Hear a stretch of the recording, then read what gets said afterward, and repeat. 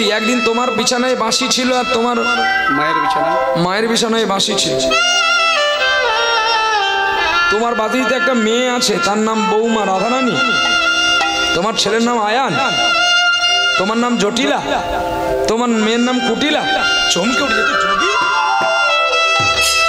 ও যোগী গো, আমার ঘরে একটা সতী আছে, যাও রন্ধন সালে। এবারে যোগী ঠক ঠক করে চলে গেল, বলছে না না না, আমি ভেতরে যাওয়া ভুল করলাম, বেরিয়ে আসি।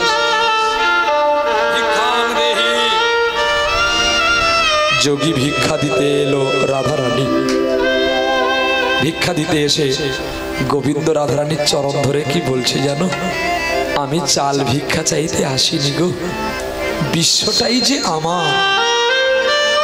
কি কথাগুলো দেখো, এই বিশ্বটা তো আমার, আমি দিয়েছি তোমাকে চালনা করার জন্য। আমি তোমার কাছে মান ভিক্ষা চাইতে চাই। গৌর হরি বল, হরি বল। তুমি আমাকে ওই মানটা দাও, চালটা না দিয়ে। তপ্ত কাঞ্চন গৌরাঙ্গী, গৌরাঙ্গী রাধে বৃন্দাবনেশ্বরী, বনেশ্বরী বিশ্বভানু সুতং দেবী তং নমামি হরি প্রিয়া। তপ্ত কাঞ্চন গৌরাঙ্গী, গৌরাঙ্গিনী না, আমরা সকলে গৌরাঙ্গিনী বলি না, গৌরাঙ্গী। দেখবে ভালো করে, গৌরাঙ্গী মানে গৌর বর্ণ, তুমি গৌরাঙ্গী। আমরা একসঙ্গে গৌরাঙ্গিনী না, গৌরাঙ্গিনী মানে স্ত্রীলিঙ্গ। রাধারানী স্ত্রীলিঙ্গ নয়, রাধারানী পুলিঙ্গ। রাধা কৃষ্ণ একই আত্মা, দুই দেবদরি, অনন্য বিরাজ করে, রসই আস্বাদন করি। তার মানে রাধারানীও পূর্ণ শক্তি, আর আমার গোবিন্দ পূর্ণ শক্তি। অর্ধেকটা রাধে, অর্ধেকটা কৃষ্ণ। এই প্রকৃতি রূপে তাকে দেখতে পাই ঠিকই, কিন্তু তিনি প্রকৃতি নয়, তিনি পরম পুরুষ। আসছে, এর ভালো ব্যাখ্যা করবে আপনাদের কাছে দেবব্রত বাবু, খুব ভালো মানুষ। এইসব মানুষ পাবা ভারতের বুকে খুব দুর্লভ হয়ে যাচ্ছে। আর একজন আছে দীনকৃষ্ণ ব্রহ্মচারী, আহা অতুলনীয়। আপনারা যেটা ভাবছেন সেটা না, না না না, উনি না, কিন্তু ওই ঠাকুর না, ব্রহ্মচারী, দীনকৃষ্ণ ব্রহ্মচারী।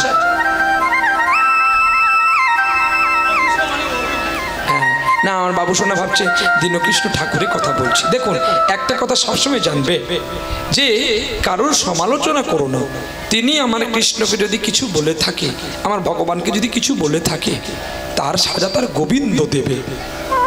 তুমি তার সমালোচনা করে, তার সমালোচনা, তার প্রতিনিন্দা করে তুমি কেন তোমার নিজের সাদা জামাটাকে কালো করতে যাবে বাবা? সাধু কখনো কারো নিন্দা করে না, এটাই জানতে হবে। তিনাকেও মুখ দিয়েছে ভগবান বলার জন্য, আমাকেও মুখ দিয়েছে বলার জন্য, তবে নিন্দা কথা না বলে প্রশংসার কথা বলো। আচ্ছা বলো, সে নাই নিন্দা করে, সে নাই খারাপ কথা বলে, তবু তাকে কেন মানুষ নিয়ে যায়? কি তাহলে তার মধ্যে কিছু আছে বলে তাই তাকে নিয়ে যায়? তাহলে আমি কেন তার নিন্দা করতে যাব? আমি তার প্রশংসাবাদ করব। তাকে বরঞ্চ এটা বলবো, শোনা বাবা, তুই খারাপ কথা না বলে ভগবানকে ভালো কথা বল, এটাই আমার বলা যাবে, কিন্তু কারো নিন্দা করা যাবে না। আর আমি যার কথা বলছি দীনকৃষ্ণ ব্রহ্মচারী, ব্রহ্মচারী কৌপিনধারী, তিনি গৈরিক বসন পরে পারেন্তই হরি সভাতে আনবেন বিশ্বাস করেছে বলে তাই আমি বললাম। ভালো, খুব ভক্তি মার্গের মানুষ। কৃষ্ণ কথা তাদের কাছে শুনতে হয় যারা বৈষ্ণব, যারা সাত্বিক আহার করে। আর যারা কৃষ্ণ বললে যাদের চোখে জল আসে, রাধা বললে যাদের চোখে জল আসে, তাদের কাছে কৃষ্ণ কথা শুনলে আপনাদের সার্থকতা লাভ হবে। আর নাহলে সাপের বিষ পান করা হবে। কীর্তন করলাম, হোটেলে খেলাম, বেকার বেকার। ছবি আঁকার পরে যদি ছবিতে জল পড়ে যায়, ছবি কি হবে বাবা? আবজা হয়ে যাবে। ঠিক তেমনি আমরা শুনলাম বটে, লাভ হলো না, কারণ সে তো নিজে অন্ধ। অন্ধ কোনোদিন কাউকে বৃন্দাবনের পথ দেখাতে পারে না। আর যার নয়ন আছে সেই আপনাকে বৃন্দাবনের পথটা দেখিয়ে দেবে যে তুমি এই পথে চলমান করো, তুমি গোবিন্দ লাভ করতে পারবে। চলো, ভাগবত হচ্ছে সদ্গুরু। ভাগবতে লেখা আছে না, একটা মধু ডাকাত সে নিজে হরি কথা শুনে বৃন্দাবনে ভগবানের গা থেকে গহনা খুলে নিয়েছিল। তাই তেমনি আমাদের হতে হবে বাবা। পরনিন্দা, পরহিংসা, পরচর্চা না করিয়া যেই সময়টা বাঁচবে সেই সময়টা ভগবানের আলোচ্য করো, তাতে তোমার জীবনে অনেকটা প্রদীপ জ্বলবে। শোনা, কে কি করেছে ছাড়ো, আমার কারোর নিন্দা করার দরকার নেই। তুমি নিজেই তোমার নিন্দা করো যে আমি কি সঠিক আছি। গোবিন্দ প্রেম সে বলো, রাধা রানী কি জয়, আমার গৌর চাঁদ কি জয়, আমার নিতাই চাঁদ কি জয়, ভক্ত আর ভগবান কি জয়, উৎসব দাতাগণ কি জয়। নিতাই গৌর বিষ্ণু প্রিয় প্রেমানন্দে করিব।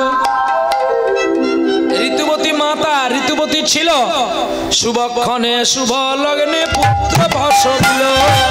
শুভক্ষণে শুভ লগ্নে পুত্র প্রসবিল, শুভক্ষণে শুভ লগ্নে পুত্র প্রসবিল। শুভক্ষণে শুভ লগ্নে পুত্র প্রসবিল। পুত্র পাইলে আনন্দে মন ভরে গেল,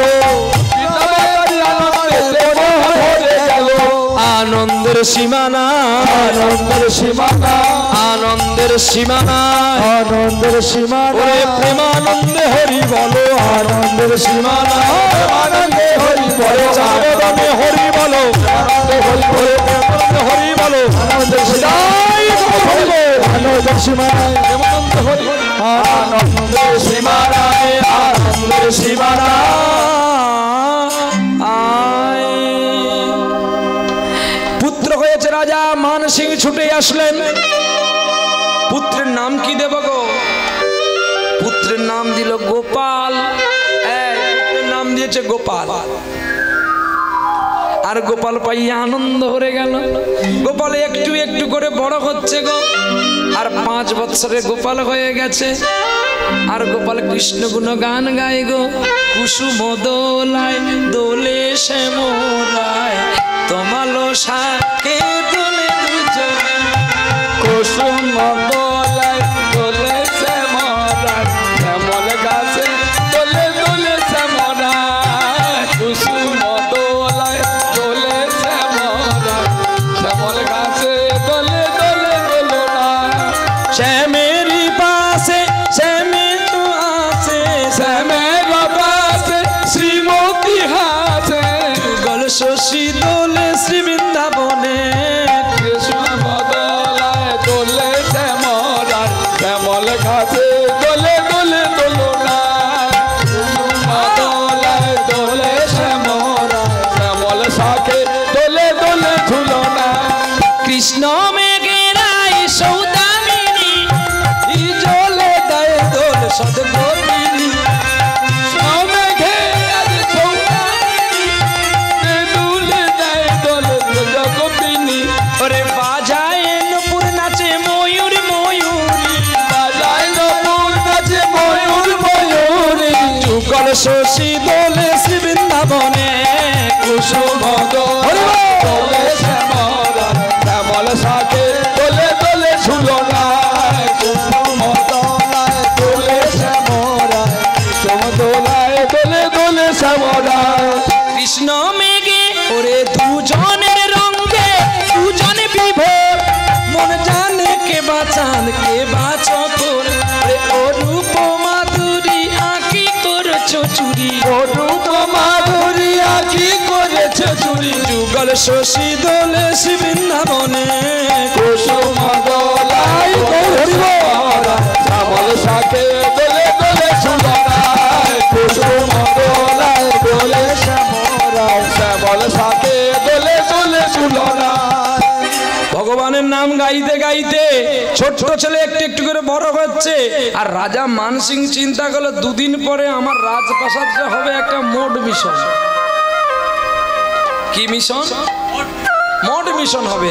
এখানে আর কেউ রাজা থাকবে না, সকলে হবে বাবাজি। তার আগে যদি পুত্রটাকে আমি মৃত্যুদণ্ড দিয়ে দিই, অল্পে লেটা শেষ। দেখেছো রাজার মনে কি বাসনা আসলো? আপনারা ভগবানের কাছে পুত্রের জন্য কাঁদেন, আর সেই রাজা চিন্তা করলে এই পুত্রটাকে মারলেই হরিনাম বন্ধ হবে, আমি রাজা থাকবো আর এরা আমার সব কৃতদাস হয়ে থাকবে। এই মন্ত্রী, মন্ত্রী এদিকে শোনো। দাদা, কোনো দাদা নয়, আমি তোমার রাজা, তুমি আমার মন্ত্রী। শোনো, আজকে রাত 12টার সময় আমি আমার পুত্র গোপালকে দুখণ্ড ভাবে কাটব, আর আমাকে কাটার জন্য সুব্যবস্থার লাইনটা তুমি করে দেবে। চরণে জড়িয়ে ধরল মন্ত্রী। মহারাজ, ক্রোধে অনেক কিছু করা হয়, কিন্তু ক্রোধের শেষে তাকে আর ফেরানো যায় না। জানো দাদা, কোটি জন্ম তপস্যা করে তুমি পুত্র পেয়েছো। দাদা গো, তুমি বলতে পারো এই পুত্রের জন্য আজ আমাদের বংশের অন্ধকারটা আলো হয়ে গেছে। আমি বলবো আমার বাবু সোনা গোপালকে, ও যাতে আর হরিনাম না করে, কিন্তু তুমি ওকে মৃত্যুদণ্ডটা দিও না। দূর হয়ে যাও। রাজাকে জ্ঞান উপদেশ কোনোদিন দিয়ে আসবে না মন্ত্রী, পরে তোমারও ভয়ানক অবস্থা হবে। দাদা, এমনি লাঠিটা রাবণ একদিনই বিভীষণকে মেরেছিল, কি মারেনি? যেদিন রাম রাবণের যুদ্ধ হবে, সেদিনই লক্ষণের মতো দ্বারস্থ বিভীষণ বলেছিল, দাদা ভগবানের সঙ্গে যুদ্ধ করতে নেই, রাম যে ভগবান, কেন তার সঙ্গে তুমি বিবাদ করছো?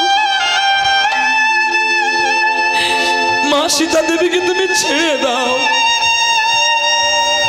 যখন কোনো কথা শুনলো না, বুকে লাথি মারলো, তখনই বিভীষণ চিন্তা করেছিল এই বিশ্বে যখন রাবণ থাকবে না,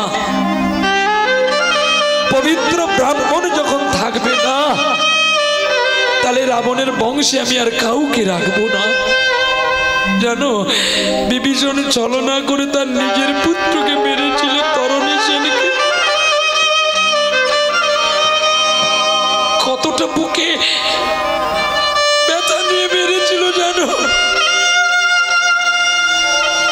রামকে বলছে, ও তোমার শত্রু, মারো ওকে। যখন তরণী সেনকে বধ করে দিল, সকলে কাঁদছে, বিভীষণ কাঁদেনি। তরণী সেনের মতো মহা সাধকের মৃত্যু হয়ে যেতে রামচন্দ্র পর্যন্ত গিয়ে কেঁদেছিল। বিভীষণ, তুমি এ কি করলে? তোমার পুত্র মরে গেল। আমার পুত্র তো তুমি, এরা আমার যাত্রার পুত্র, অভিনয়ের পুত্র। তুমি মা, তুমি বাবা, তুমি বন্ধু, তুমি ভাই, তুমি সখা। শোনো বিভীষণ, আমি তোমার সবকিছুটাই মেনে নিয়েছি, কিন্তু তোমার কপটতাটা আমি মানতে পারিনি। এই জন্য তোমাকে বিশ্বে কেউ বিভীষণকে পুজো করবে না। তোমাকে ভালোবাসবে, কিন্তু তোমার পুজো কেউ করবে না। স্বয়ং রামচন্দ্রের কথায় আজকে বিভীষণ পুজো কেউ করেনি। যখন রাম রাবণের যুদ্ধ হয়েছিল, বিভীষণ রামের চরণ ধরে বলেছিল, প্রভু গো, আমার দাদাকে তুমি মারো, কিন্তু যন্ত্রণা দিও না। বিভীষণ, কেন যন্ত্রণা দেব না? কেন জানো? সে যে তোমার বাড়ির কুলপুরোহিত। সে যদি তোমাকে আশীর্বাদ না দিত অকাল বোধন পুজোতে, তুমি কি পারতে? এর আগে তো তো কতবার যুদ্ধ করেছো তুমি, কোনোদিন তাকে রাবণকে পরাজিত করতে পারোনি। কেন জানো? রাবণের বক্ষ মাঝেই সীতার প্রতিচ্ছবি রাম দেখতে পেত।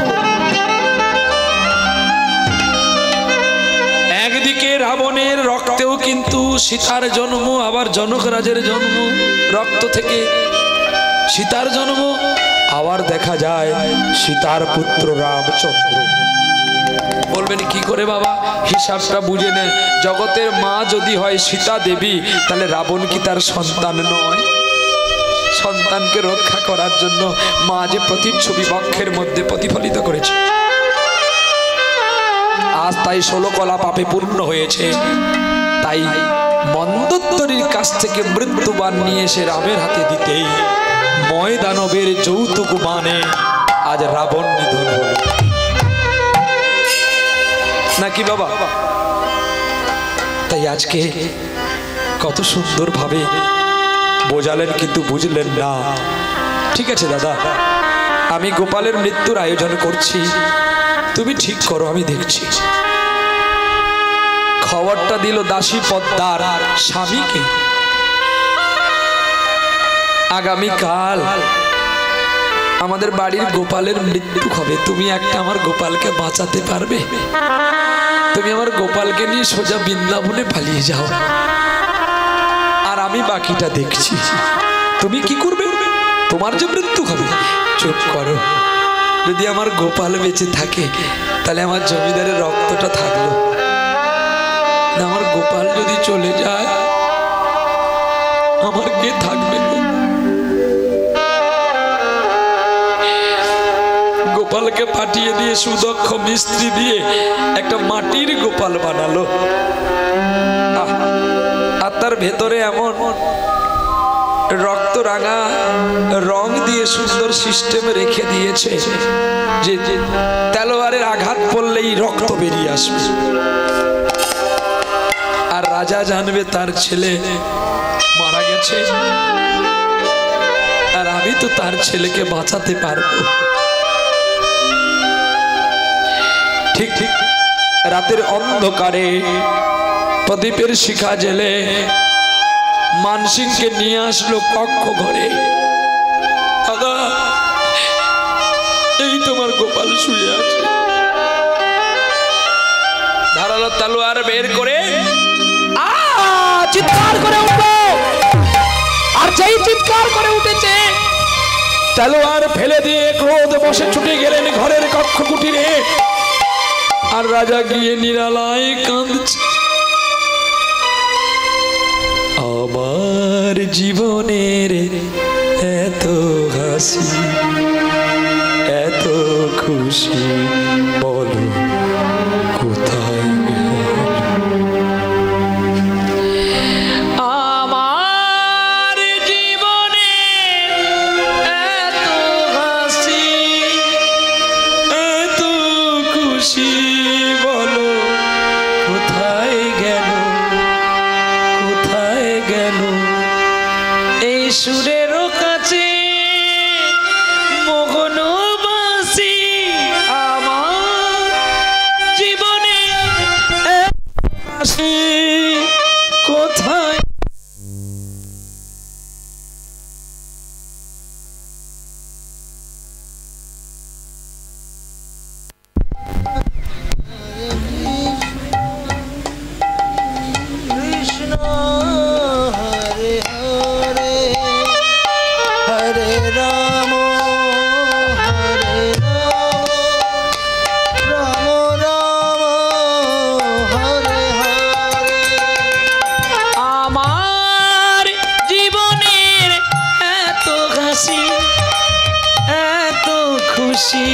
আজ কোথায় গেল? আজ কোথায় গেল? সেই সুরেরও কাছে মগনবাসী, আমার জীবনের এত হাসি এত খুশি আজ কোথায় গেল? মনে পড়ে সুরেরও খানি গো, ক্রোধে ধ্বংস আমি জানি গো, মনে পড়ে তব মুখ খানি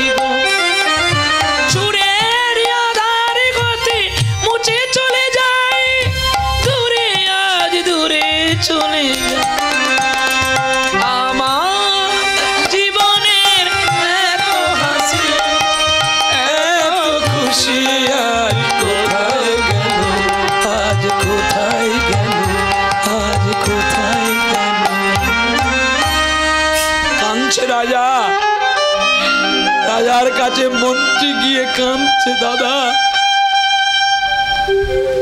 সৎকর্ম করতে যাবে না, এক পিতার দেহকে পুত্র জ্বালিয়ে দেয়, আজকে তুমি পিতা হয়ে পুত্রের দেহ জ্বালাতে যাবে না, চলে যা, চলে যা। কই আমি যখন তলোয়ার দিয়ে কাটতে গিয়েছিলাম তুই কোনো তখন আমার তলোয়ারটা ধরে নিসনি?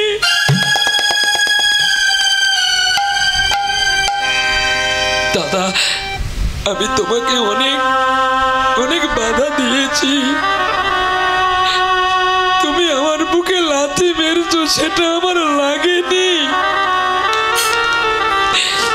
কিন্তু দাদা বলতে পারো আজকে আজকে আমাদের বংশের প্রদীপ যে শেষ হয়ে গেছে। না, আমার পুত্র যখন থাকলো না, আর রানীকেও আমি রাখবো না, আর আমিও রাজপ্রাসাদে থাকবো না। পরিকল্পনার ছবি এঁকে নিয়ে বলছে, যাও রানী, পুজোয় বসেছে এখনই,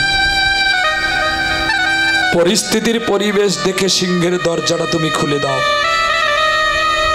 অভুক্ত সিংহ 7 দিন খায়নি, আমাকে যেমন যন্ত্রণা দিয়ে আমার রানী রত্নাবতী মেরেছে, আমার শেষ আদেশটা তুমি পালন করো ভাই।